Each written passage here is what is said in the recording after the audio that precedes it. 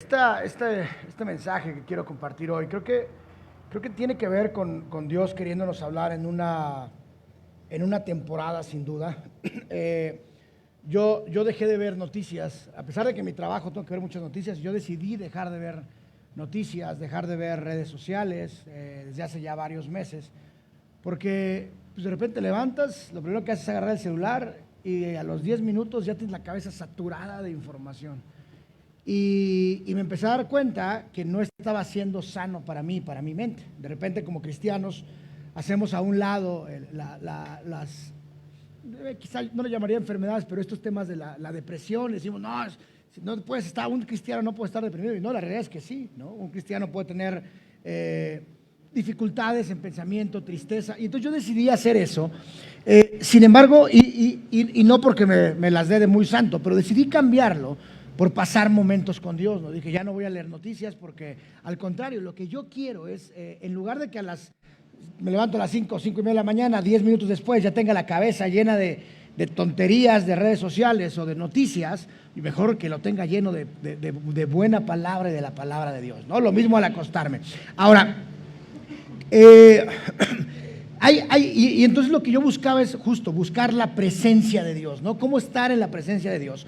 Y quisiera empezar mencionando dos versículos. Traigo un montón de versículos hoy, pero Génesis 3:8, Adán y Eva se esconden, pero algo que dice ahí muy importante es que se esconden de la presencia de Dios, ¿no? Entonces pareciera que la presencia de Dios no es nada más Dios ahí parado, porque no dice la Biblia que se escondan de Dios, dice que se esconden de la presencia de Dios, ¿no? Entonces ahí como que ¿qué significa esto? Porque luego en Éxodo 33:15, Moisés dice, si tu presencia no ha de ir conmigo, ¿ok? Dice, si tu presencia no ha de ir conmigo, no nos saques de aquí.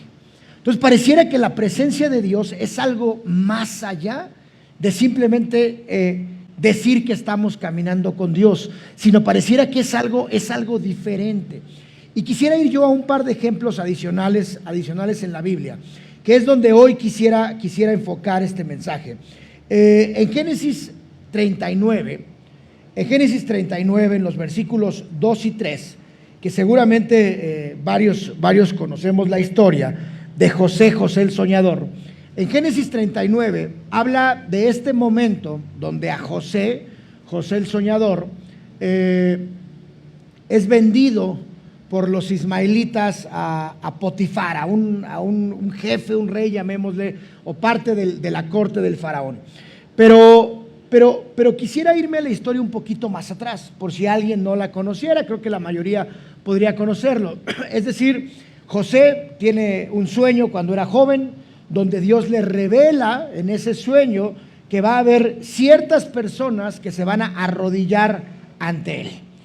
José lo que hace es, le dice a su familia, oigan, pues tuve un sueño, de ahí viene lo de José el soñador, tuve un sueño donde dice que se van a arrodillar ustedes, mi familia, y mis hermanos y mi papá, se van a arrodillar ante mí.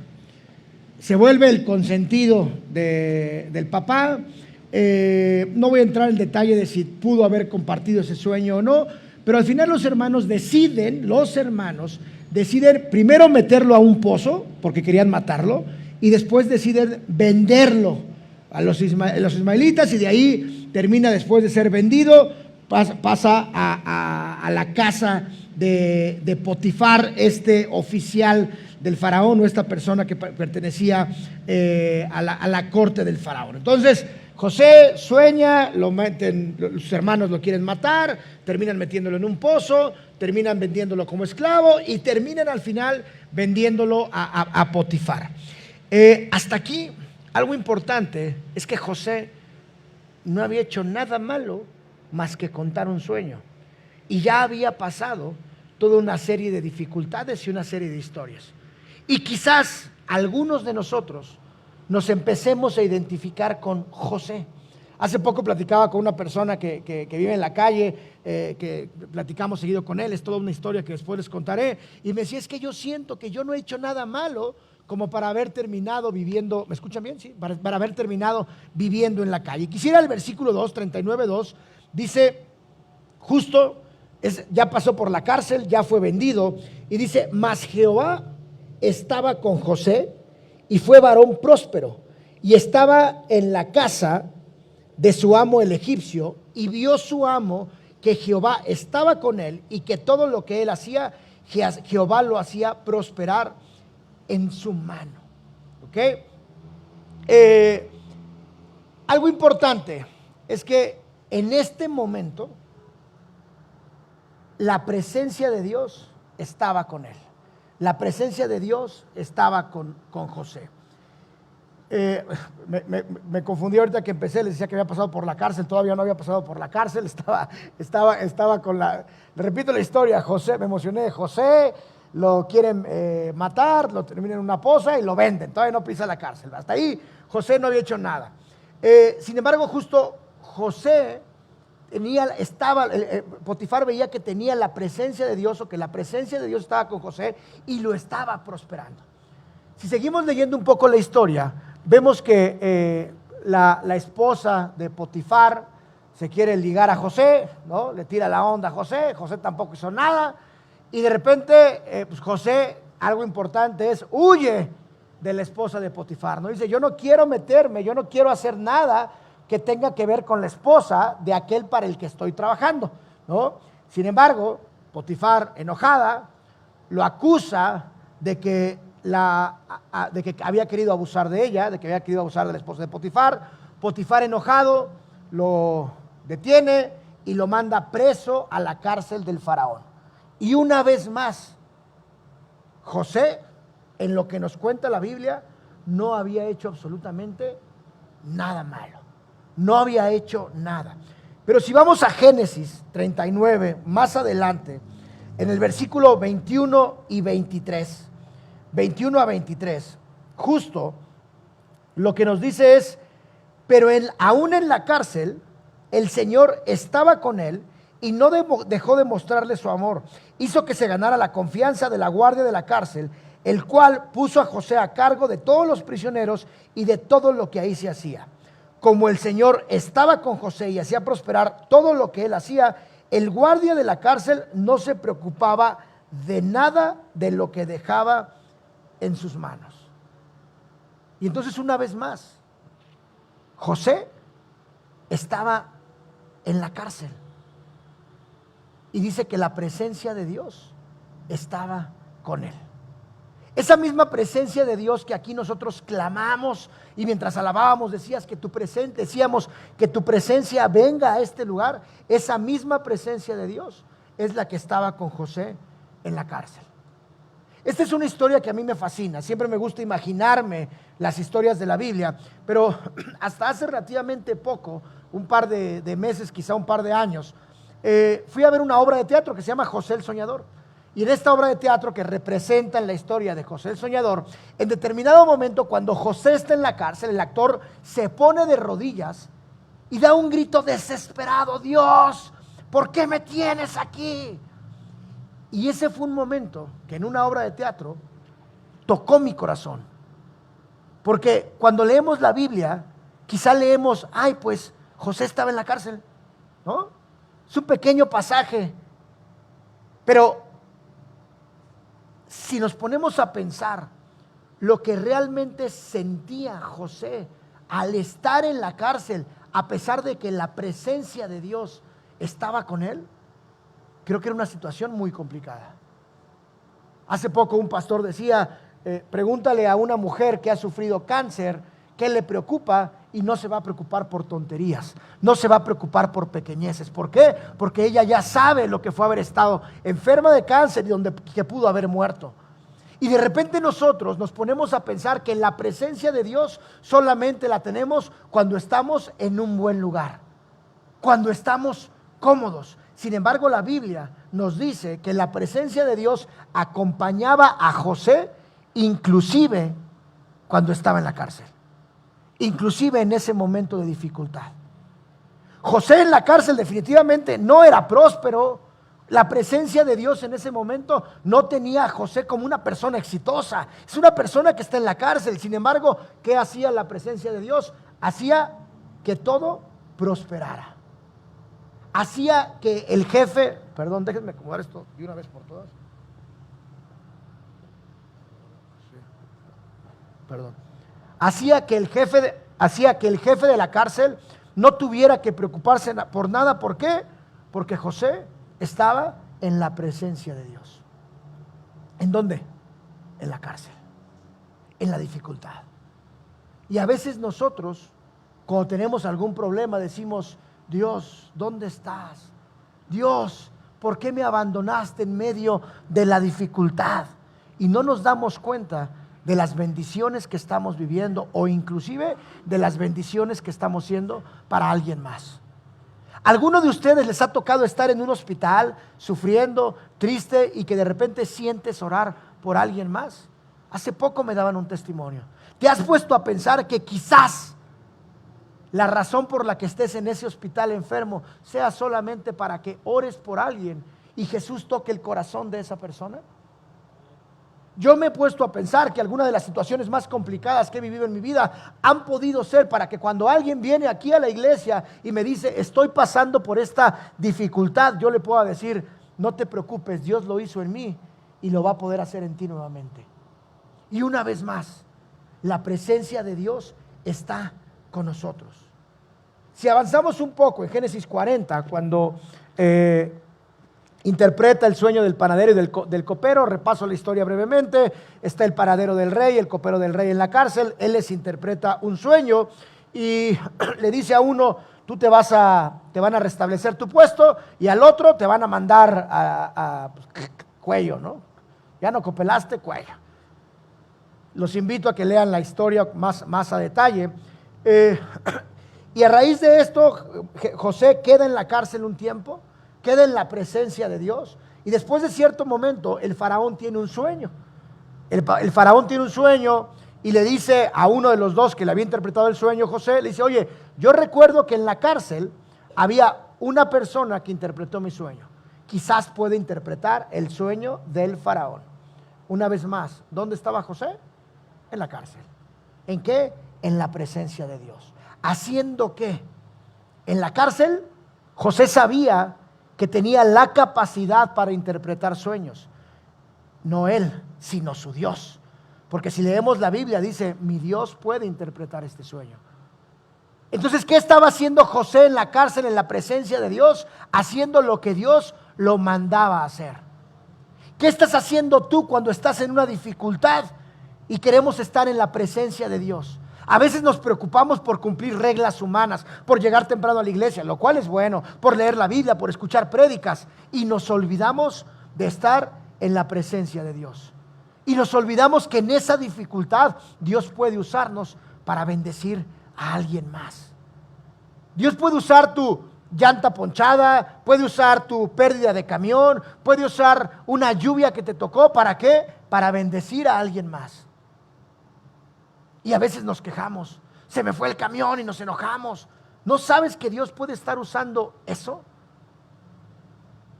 Hace poco les comparto, iba camino a una cita con una serie de complicaciones, y de repente dije: nos van a chocar. Tal cual, nos van a chocar. Yo no venía manejando y a las 2 cuadras, ¡paz!, un autobús nos choca. En medio del choque, en medio de la dificultad, el chofer se quería ir. Terminé orando por el chofer. Termino, ahora ya es mi compa, nos mandamos mensaje: Dios te bendiga, hermano, cuídate mucho, que tengas un gran día. ¿Yo qué hice? No estaba en la cárcel, pero lo que hice fue: ¿qué quieres de esto, Dios? Me acerco con él, me empieza a decir que es cristiano, pero pues de ahí como que ahí la llevaba y sus hijos, y termino orando por él. ¿Qué estamos haciendo nosotros en la presencia de Dios todo el tiempo? Si seguimos leyendo la historia, lo mandan llamar, José interpreta el sueño del faraón, y algo importante es que José le dice al faraón: tienes que poner, viene una época de escasez, bueno, primero abundancia, luego viene una época de escasez, y José le dice a faraón: tienes que poner a un varón prudente y sabio que guarde cosas durante los primeros 7 años, para que después la puedan utilizar durante los siguientes 7 años. Y si leemos el versículo 41-38, ¿okay? El versículo 41-38 dice: Al faraón y a sus servidores les pareció bueno el plan. Entonces el faraón le preguntó a sus servidores: ¿podremos encontrar una persona así en quien repose el Espíritu de Dios? Es decir, una vez más, José estaba en la presencia de Dios. Y por estar en la presencia de Dios, al igual que como estaba en la cárcel, ahora lo nombran como el administrador de todo lo que pertenece a Faraón. ¿Y qué hizo José? Estar en la presencia de Dios. Dios nos puede hacer prósperos. Dios nos puede bendecir, y no hablo solamente de bendiciones económicas, pero también en los momentos de dificultades, Dios puede usarnos a nosotros para bendecir a alguien más. Estoy seguro que tú has tenido dificultades en las que sientes que no la libras. Has tenido momentos en los que has llorado de tristeza, en los que has clamado a Dios: Dios, ¿por qué me está pasando esto? Pero ¿qué pasa si le empezáramos a preguntar: ¿para qué me pasa esto? ¿Qué quieres que yo haga en este momento de dificultad? Debemos, como hijos de Dios, dejarnos de quejar de dónde estamos parados. Porque donde sea que estamos, lo que debemos hacer es buscar la presencia de Dios. Buscar lo que Dios quiere hacer con nosotros en ese lugar. Insisto, José estaba en la cárcel y aún así clamaba. Dios está contigo donde quiera que estás. Dios está contigo donde quiera que vayas. Entonces, ¿por qué nos seguimos quejando? Quiero llegar a una segunda historia.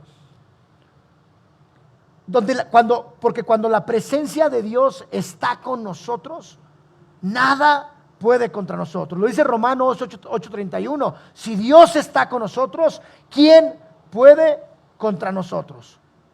Y eso implica que podemos, insisto, estar pasando dificultades. Arrancaba con las noticias, todas estas cosas malas que están pasando en el país: la seguridad, la corrupción, seguridad en la Ciudad de México, asesinatos, los jóvenes que vimos por ahí en algún estado de Jalisco, en un municipio del estado de Jalisco. Ya no les puedo platicar de más historias de terror, porque no las he visto, porque no las quiero ver, pero ustedes las conocen. Y estoy seguro que también financieramente, económicamente, el país está sufriendo. Es una realidad. Y no estoy haciendo ningún comentario político. El país está en llamas. ¿Qué debemos hacer nosotros? Buscar la presencia de Dios en todo momento. Daniel 3. Si vamos a Daniel 3, por favor. Daniel 3.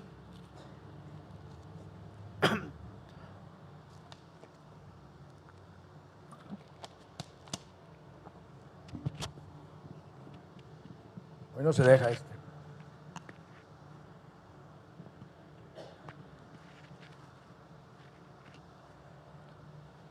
En Daniel 3, Nabucodonosor hace una estatua de oro en Babilonia. Era un rey, hace una estatua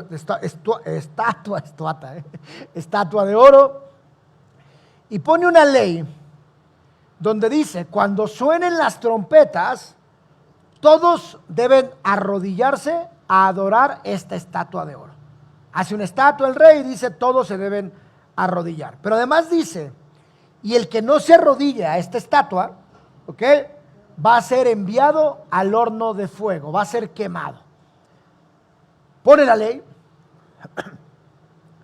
y de repente pues llegan ahí unos chismosos, ¿no? Y le dicen: oiga, jefe, pues ya sonaron las trompetas, ya nos arrodillamos, pero por ahí hay unos, ¿ok? Bueno, de hecho le dicen: y usted dijo que si no se arrodillan van a ser echados al fuego. Hay unos que pusiste tú sobre o a administrar unos territorios tuyos. Es decir, el rey había escogido a 3 personas, Sadrac, Mesac y Abednego, a administrar ciertas provincias. Y entonces estos chismosos le dicen: esos que tú pusiste como administradores no adoran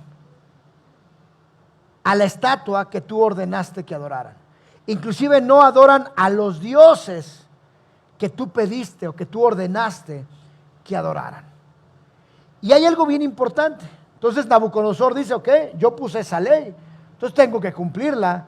A quienes no están decididos a adorar a mis dioses, a esta estatua, lo tengo que echar al horno de fuego. Pero hay algo bien interesante en el versículo 15. Seguimos leyendo Daniel 3, en el versículo 15, dice, el versículo 15 dice, ¿y qué Dios será aquel que lo libre de mis manos? Sadrach, Mesach y Abednego deciden no arrodillarse a esos dioses, porque el único Dios al que ellos se arrodillaban era a Jehová, era al Dios verdadero. Cuando deciden no arrodillarse, Nabucodonosor los manda a llamar y les dice, además, no hay Dios que los pueda liberar de mis manos. Estamos hablando que el jefe máximo de esa zona implicaría que hoy el presidente de México dijera, mándeme traer a esos de casa de oración, porque no se están arrodillando ante los chamanes que traigo aquí a Palacio Nacional. La máxima autoridad, y la máxima autoridad dice, no hay Dios que pueda salvarlos. ¿Y qué deciden hacer Sadrach, Mesach y Abednego? No me voy a arrodillar ante otro Dios. Está siendo amenazado por la máxima autoridad y aún así dice, no nos arrodillamos.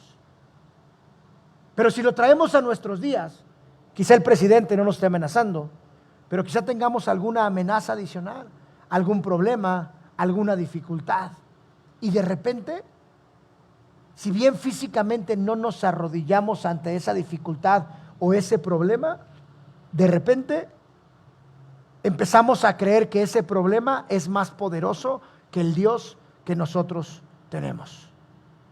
Y lo que estamos haciendo ahí es adorando a ese problema, porque estamos diciendo, Dios, tú no eres más grande que esa enfermedad. Dios, tú no eres más grande que esa dificultad. Dios, tú no eres más grande que ese problema. En el versículo 17 les dicen, los vamos a meter al fuego. Y la respuesta de ellos tres es, he aquí nuestro Dios, a quien servimos, puede liberarnos del horno de fuego ardiendo, y de tu mano, oh rey, nos librará. Pero aparte aquí dice algo bien poderoso. Y si no nos libra, sepas, oh rey, que no serviremos a tus dioses, ni tampoco adoraremos a la estatua que has levantado. Su fe es tan grande que dice, nuestro Dios puede salvarnos de ese problema, pero si no me salva, yo sigo adorando a ese Dios. Y a veces nosotros solo clamamos, Dios, sácame de aquí, en lugar de decir, Dios, lo único que quiero es tu presencia. Lo único que quiero es hacer tu voluntad, Dios. No importa el tamaño del problema, pero a veces dejamos que el miedo nos ataque, que la dificultad nos ataque, y dejamos de disfrutar de la presencia de Dios en nuestras vidas. Dejamos de disfrutar esas bendiciones que tenemos. Y es cuando nos empezamos a quejar por tonterías. Es cuando nos empezamos a quejar cuando un aparato se descompone en la casa, cuando alguien no nos saludó, cuando no funciona el celular, cuando no funciona el internet, cuando no pasa el camión, cuando algo sucede en nuestras vidas. Nabucodonosor, al escuchar esto, porque él había dicho, ningún Dios te puede salvar, y la respuesta es, claro que sí, mi Dios me salva, pero si no me salva, de todas formas no adoraré a tu Dios. Nabucodonosor se llena de ira, dice el versículo 19, y ordena que el horno se caliente 7 veces más de lo acostumbrado. Se veía que ya tenía por costumbre quemar gente, ¿no? Porque dice, caliéntenlo 7 veces más. ¿Alguien ha estado en una situación donde parece que le pusieron 7 veces más de lo normal al horno? Y a veces sienten 8, y a veces sienten 9, y a veces sienten 10, y a veces sientes una dificultad, y de repente, ¡paz!, le prenden al horno y viene otra, ¿no? Y a veces no le suben de cajón los 7, sino le van subiendo, hasta que llega ese momento en el que de rodillas no te queda otra más que clamar a Dios y decirle: por favor, Dios, sácame de aquí. Sin embargo, dice el versículo 22, dependiendo la versión: y como la orden del rey era apremiante y lo habían calentado mucho, la llama del fuego mató a aquellos que habían lanzado a Sadrach, Mesach y Abednego.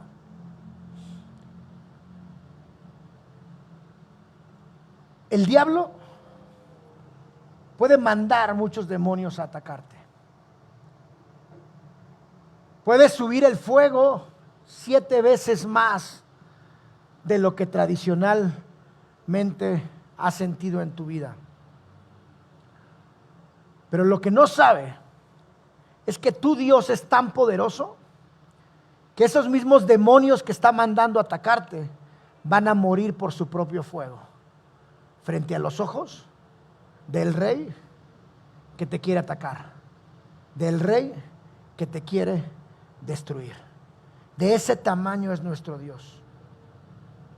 Todas esas cosas que te están atacando van a desaparecer en el nombre de Jesús por el poder del Dios que tenemos.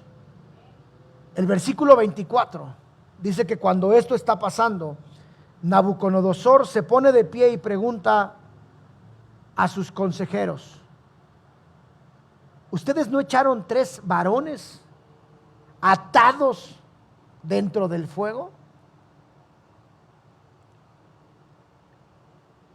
Y los consejeros le responden: es cierto, enviamos a 3 atados. ¿Y qué dice el versículo 25 y 26? Dice: pues miren, exclamó, ahí en el fuego veo a 4 hombres sin ataduras, sin daño alguno, y el cuarto tiene la apariencia de un hijo de los dioses. Cuando tú estás en medio del fuego, que sientes que te quema, que sientes que arde, que sientes que estás atado y que no puedes moverte, si entras en la presencia de Dios, ese cuarto que estaba con ellos va a ser el que esté junto a ti. Ese Jesús que te va a tomar de la mano, que te va a quitar toda atadura y te va a decir: conmigo nada te puede pasar.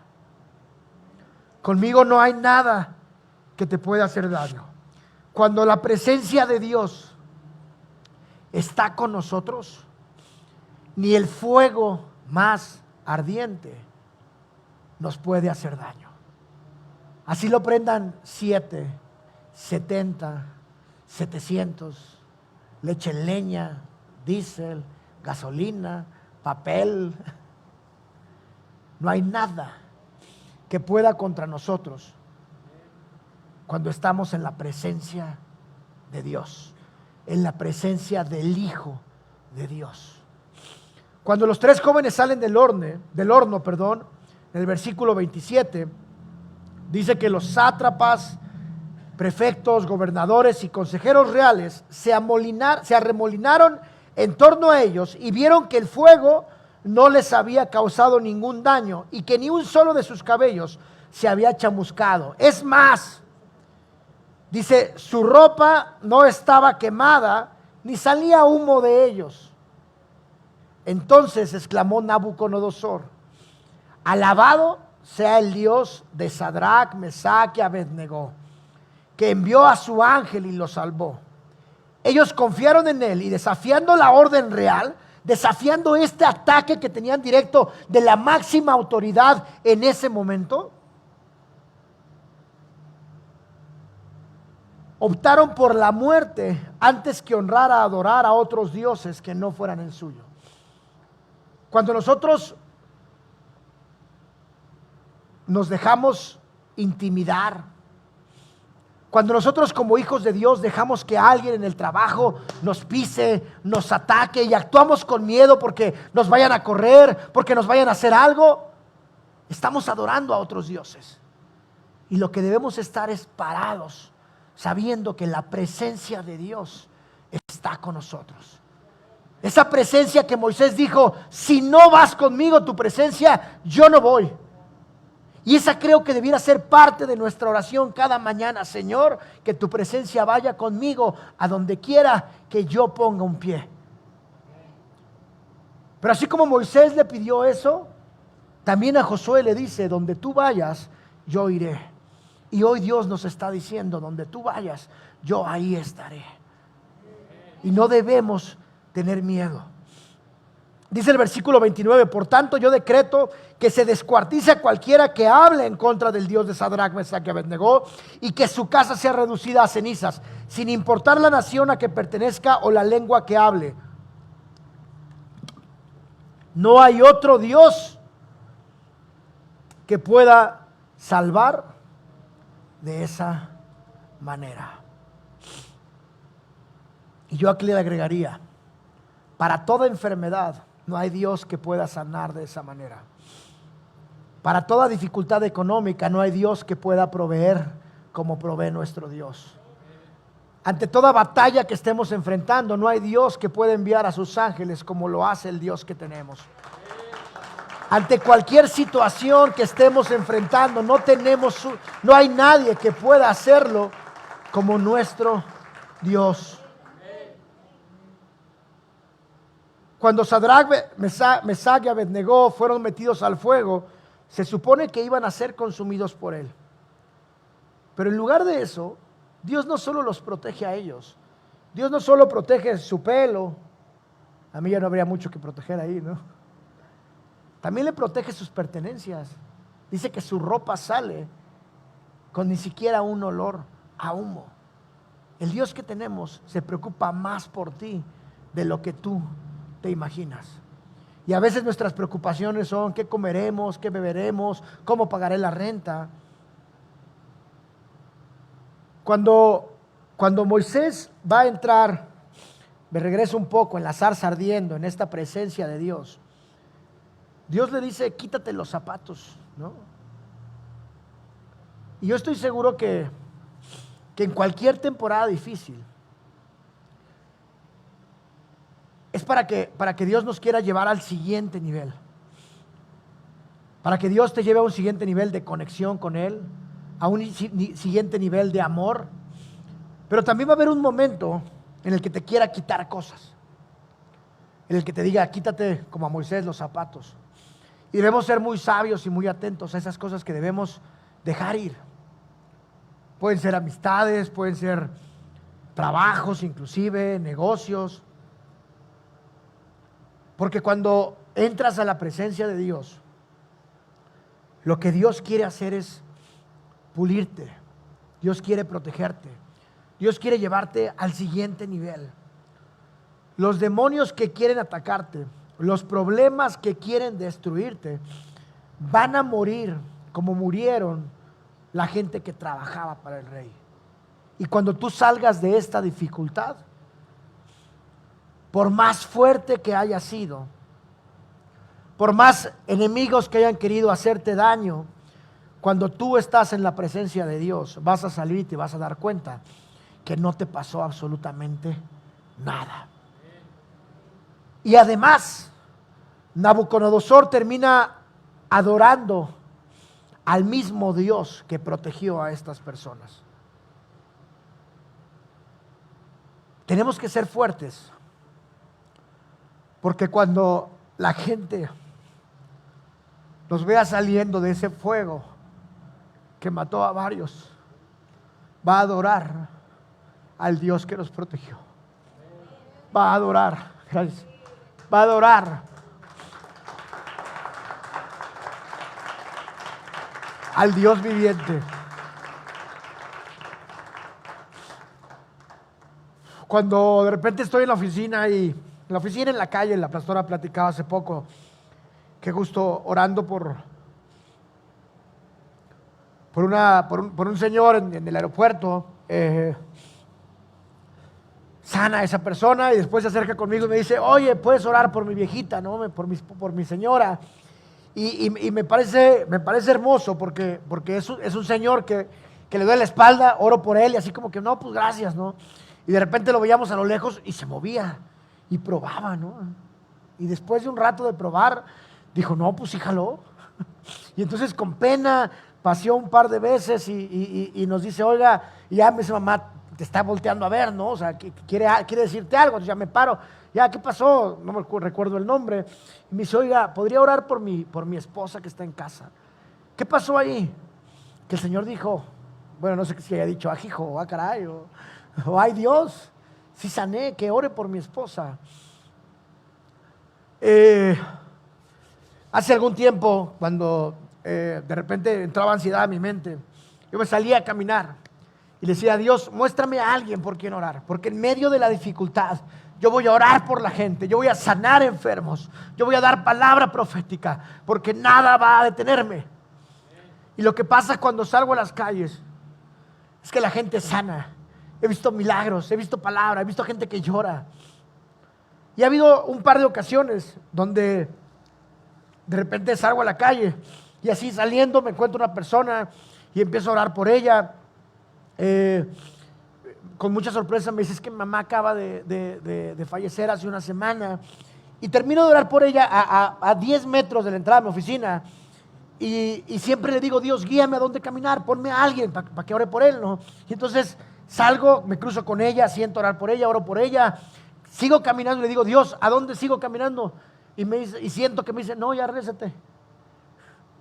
Nomás era ese encuentro. Y ya. Y en medio de la dificultad estamos llamados a bajar el cielo a la tierra para que la gente vea el tamaño del Dios que tenemos. Y que en medio de la dificultad, cuando salgamos de ahí, la gente va a adorar a ese Dios. Que la gente diga, ¿cómo puede estar sentado ahí? ¿Cómo puede estar parado ahí esa persona? En medio de ese fuego 7 veces más fuerte. Y aún así orar por enfermos. Y aún así llegar a la iglesia y adorar, sentarse enfrente, sentarse atrás. Y aún así estar alabando a Dios en todo momento. Cuando salgas de ese problema, la gente va a saber que la única forma, como lo hizo Nabucodonosor, es que te salvó el Dios que puede hacerlo solo así. Cuando debemos entender que el diablo ya fue derrotado, que el diablo va a ser consumido por ese mismo fuego que quiso que te consumiera, y tú vas a salir pulido de ahí. Cuando Jesús muere, en los evangelios, narra que el velo que dividía justo en el templo la entrada de la presencia de Dios, donde solo entraban los sacerdotes, es rasgado, pero hay algo importante que dice que es rasgado de arriba hacia abajo. No fue un hombre el que rasgó el velo para que tuviéramos acceso a la presencia de Dios. Fue el mismo Dios que desde los cielos rasga el velo para que se abra y nosotros podamos tener acceso a esa presencia de Dios. La presencia de Dios va donde nosotros vayamos. Estamos llamados a hacer grandes cosas. Estamos llamados a bajar el cielo a la tierra. Antes de la pandemia, había quien decía del evangelio que conocer a Dios era como tener la vacuna a una cura y no quererla compartir. Yo creo que cuando vino la pandemia, está bien, no pasa nada. Cuando vino la pandemia, se volvió un ejemplo más claro, ¿no? Todo el mundo quería esa vacuna. Hoy nosotros sabemos el poder de Dios. Sabemos el tamaño de ese Dios que tenemos. Y lo que tenemos que hacer es salir y compartir la palabra. Pero no como esos cristianos que solo queremos agarrar a bibliazos a la gente y recitarle versículos. La Biblia que estudiamos, que leemos, dice, haz discípulos, sana enfermos, expulsa demonios, resucita muertos. Hay oraciones particulares que yo he estado haciendo por enfermos, por gente, y que no ha ocurrido el milagro. Yo lo sigo intentando. Yo oré por mucha gente en la calle y pues no pasaba nada, ¿no? Y el que decía, no, pues gracias, jefe, que te vaya bien, Dios te bendiga, ¿no? Hasta que de repente los milagros empezaron a ocurrir.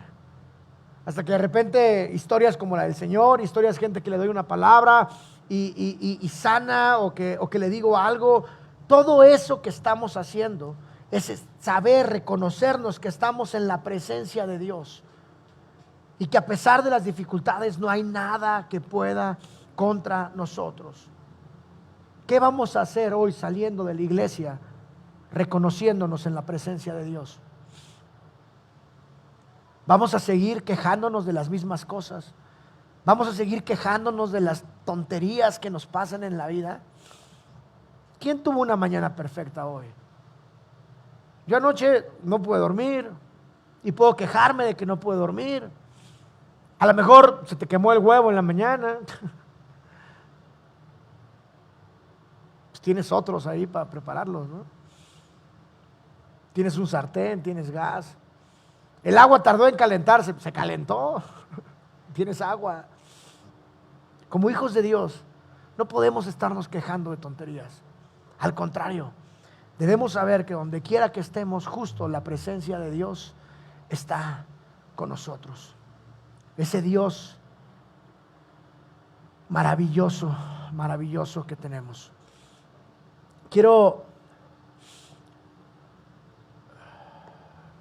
Quisiera terminar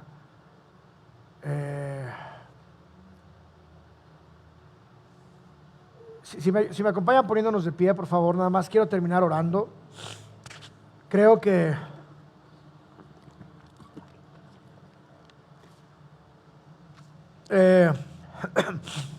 hay una historia que yo escuché alguna vez de un pastor. Es un pastor que tiene varios libros, se llama Chris Vallotton, y dice que en su iglesia en algún momento ciertas familias fueron a un campamento, a un evento, una reunión de matrimonios, ciertos matrimonios fueron y que ellos no fueron. O sea, él y su esposa no fue, y que cuando esos que regresaron del campamento empezaron a orar por la gente, que la gente oraba y la gente se caía, ¿no? Y todos en una fila decía que él y su esposa, que no habían ido al campamento, pues oraban y no pasaba nada, y los demás que se habían ido al campamento, pues oraban y la presencia de Dios se manifestaba de una forma poderosa. Y él mismo hablaba de que esto se debe o implica una impartición, ¿no? Donde alguien que ya ha experimentado algo puede impartirlo a las demás personas, ¿no? No sé si alguna vez aquí o les ha pasado que alguien sana de algo y entonces yo les digo, hey, pues ahora ora por esta persona, porque Dios está haciendo sanidad a través de ti. Si me ayudan con el audio, por favor, Miguel, porque hay sanidad a través de ti, ¿no? Entonces, a mí me pasó algo y se los comparto. Yo creo que 16, 17 de agosto hubo un evento, creo que no sé si alguien de aquí haya ido, no recuerdo, pero hubo un evento aquí en Ciudad de México donde vinieron un par de pastores, varios pastores, tuvo un evento muy muy grande y no, o sea, Dios nunca me había usado a mí como esa vez. Tengo algo que se llama déficit de atención, entonces a veces como que me encarreo con algo y no me doy cuenta de lo que pasa alrededor. Entonces de repente en este evento me invitan para ser con muchas otras personas parte del equipo de administración. Entonces de repente empezamos a ministrar a la gente, ¿no? A orar, a poner la mano en la frente, a orar por ellos, a pedir que el Espíritu Santo los llene, justo a tratar de incentivar la presencia de Dios en ese lugar. Y mencionaba lo del déficit de atención, porque de repente volteo y me doy cuenta que ya traigo una pachanga donde estoy. Hay unos riéndose en el piso, otros riéndose por allá, otros con la presencia del Espíritu en todos lados. Y lo digo con un gran corazón. Se me acercan unas señores y me dicen, por favor, reza por nosotros, ¿no? Eran católicas, entonces para ellos es rezar, orar, reza por nosotros. Y empiezo a orar por ellos y se empieza a manifestar el Espíritu Santo. Llega una chica que quiere sostener a otra y empieza, ¿qué es esto? Y se empieza a poner caliente. Y era la presencia de Dios lo que estaba en ese lugar. Nunca me había pasado. Yo oraba y por más que los empujaba así para ver si se caían, no se caían. Y esto pasa en medio de cierta dificultad. Ese nuevo nivel en el que Dios me usa en ese momento y que insisto, no es porque sea yo ni nada, sino simplemente es Dios haciéndolo. Pasa en un momento difícil. Pasa en un momento difícil. Y hoy quisiera solamente orar por ustedes.